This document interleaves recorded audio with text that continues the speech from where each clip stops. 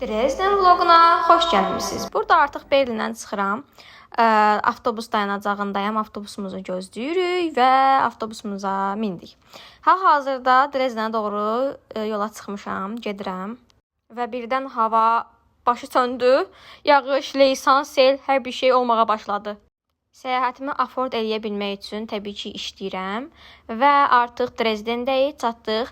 Kürəyimdə olan çantadan qurtulmalıyam. Çantamdan qurtuldum. Artıq şəhərin canına düşə bilərik.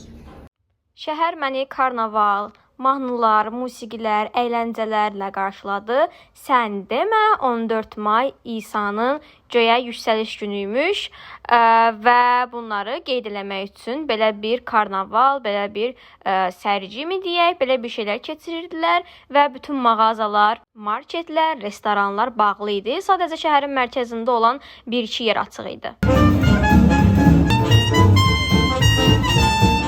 Biraz da mən əylənim. Zənci saat vurduqdan sonra başa düşürəm ki, yemək vaxtıdır. Pis deyil. Yemək olar, bir səfərlik.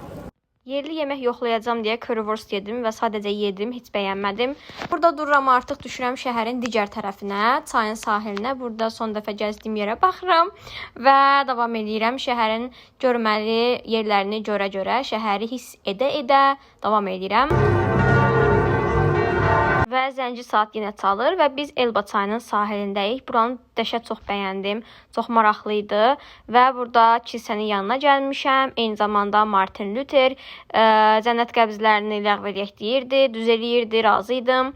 Və növbəti stansiya Zwinger Palace, hansı ki bir zamanlar krallar balolarını burada keçirildi. İmkanlı şəxslər burada toplaşıb, burada söhbət edirdilər və bura bu qızıl tacla tanınır.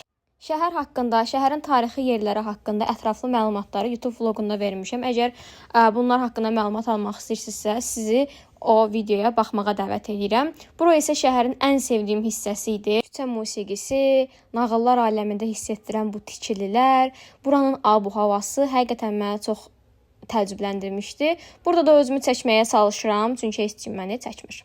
Divarda yaradılmış, sadəcə porselendən ibarət olan Saksoniyanın bütün krallarının əks olunduğu o divar əsəri. Almanlar sıxıcı, kobud və maraqsız insanlar deyirlər. Sadəcə öz həyatları var. Bir də gedərəmmi? 100%. Səyahətimizin sonuna gəldik. Baxın. Gün batımında.